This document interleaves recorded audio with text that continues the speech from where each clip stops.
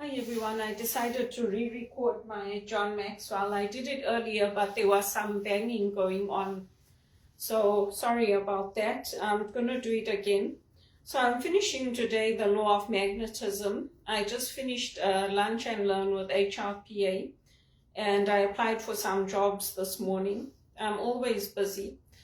And today I'm finishing this off, and John Maxwell is talking about harnessing the old and attracting the new in our organizations. And just to remind everyone, John Maxwell is a New York Times best-selling author, and this is from the 21 Irrefutable Laws of Leadership.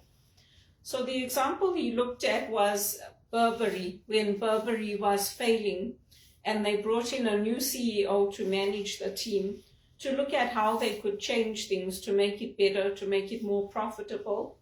And her name was, let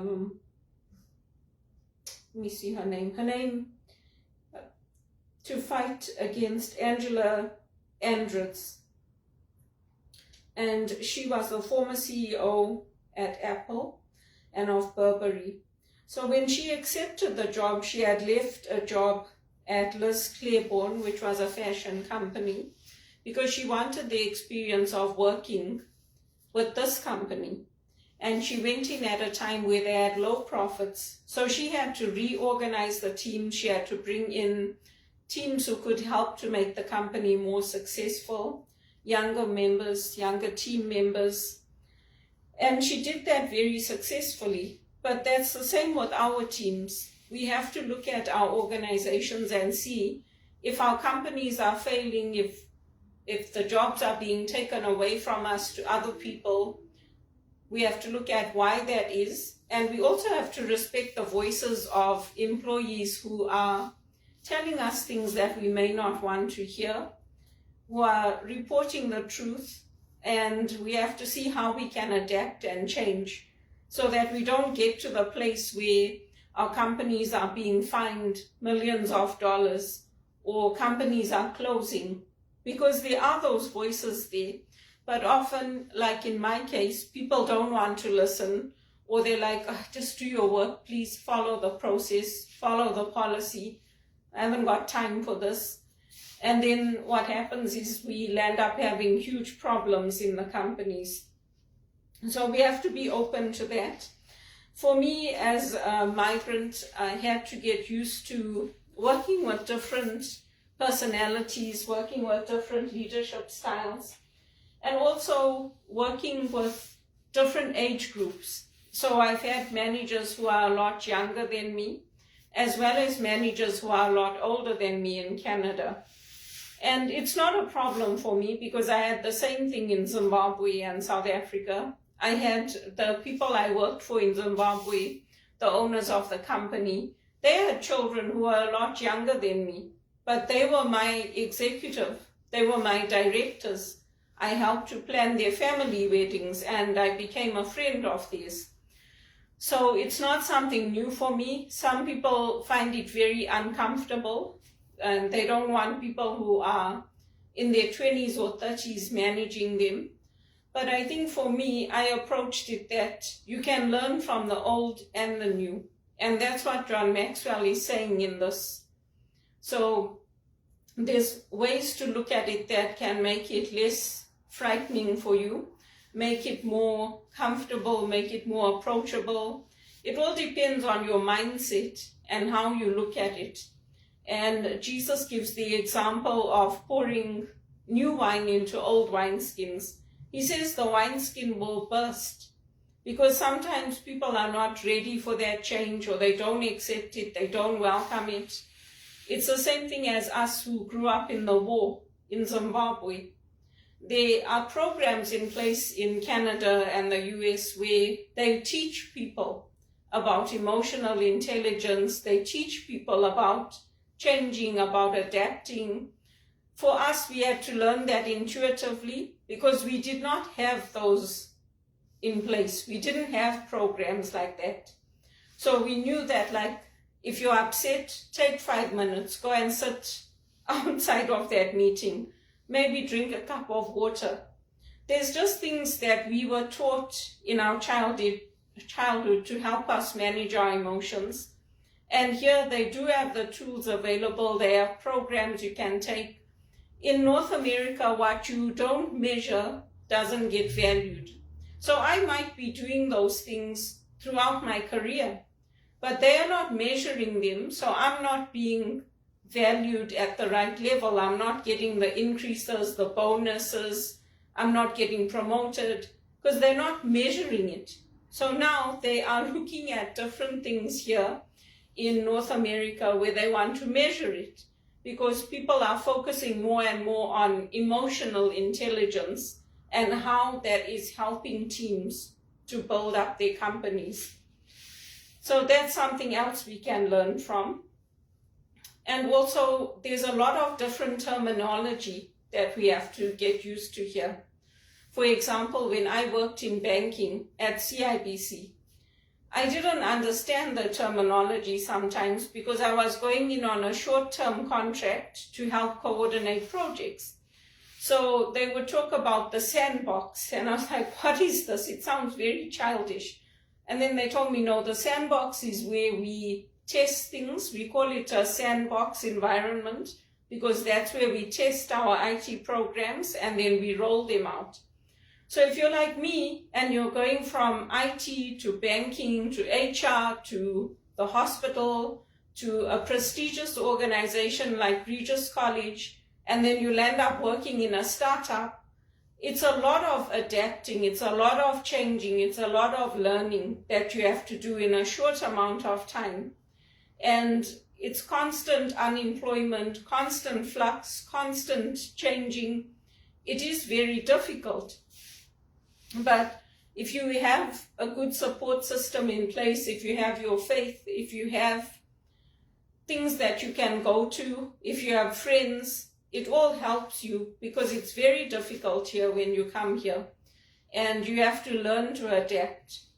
And that's something I would recommend to any migrant. If you're coming in and like me, you're landing up on contracts, make sure you have support in place. Like if you go to church, go to church. If you pray, pray at home. Like do things to help yourself, because it is very important on this journey and it's not easy. It's the same thing with our veterans. I mean, in Canada, they do know that our veterans help them to win wars. They do know that. But we can do it in our own ways. If you have a flame lily brooch, you can wear it at home. If you have your flame lily plant, you can grow that in Canada. You can do things in your own way to honor their memories. Or like me, you can go and spend 5 minutes in front of the Blessed Sacrament. And when you're praying for the Canadians, you can also pray for our troops that died. Just because we left those countries and we're living here, it doesn't mean that we have to forget about our history. And it doesn't mean we have to forget about how we were treated and what happened, because some of that discrimination also takes place here in Canada, whether it's our accents or our education, or they think we live in huts with lions walking outside. It's some of it is ridiculous, but we can draw on that and we can remember our veterans here in Canada. For me, it's a hard day.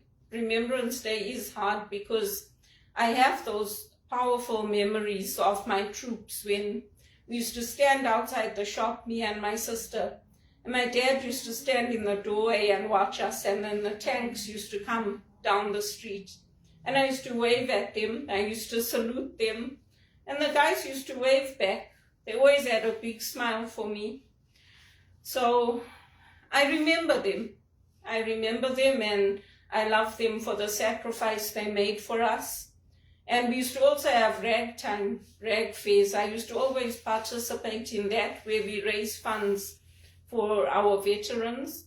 We had big floats that people used to make up. It's like how they have that parade in New York. We used to have floats like that. So we can remember our veterans too in our own way, and we can draw on the old and bring in the new and adapt to whatever is coming. Because if we don't adapt and if we don't show them we've got the same skills as them, that we are going to change and we are going to learn, they'll just say, oh, well, this person's not interested, so they don't want to invest in themselves, so why should we? I've never had companies investing in me. From the time I came here, everything I've done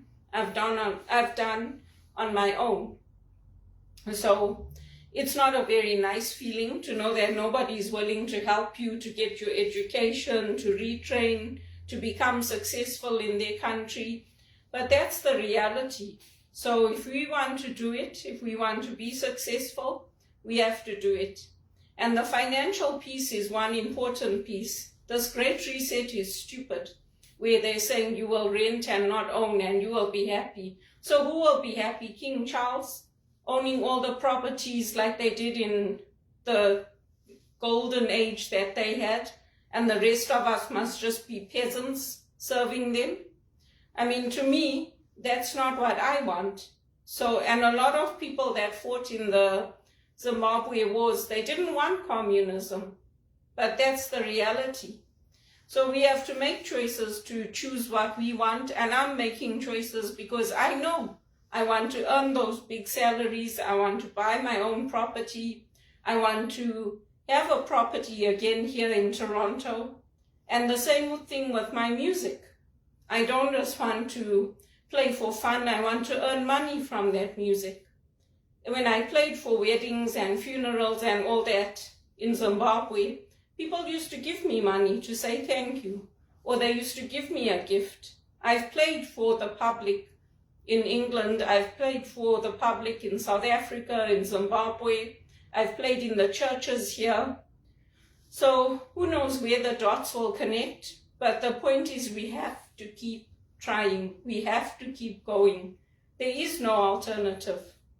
So if you come to Canada, don't think that you can't honor your soldiers, your veterans, the people who sacrificed for us, because that's not true. And you can remember them in your own way at home like I do. I don't have a flame lily, I don't have a flame lily brooch, but my grandmother used to have one and she always used to wear it. Not always, but when there were big occasions or something, she used to wear it. So maybe that's something I'll do. Maybe I'll get a flame lily brooch one day.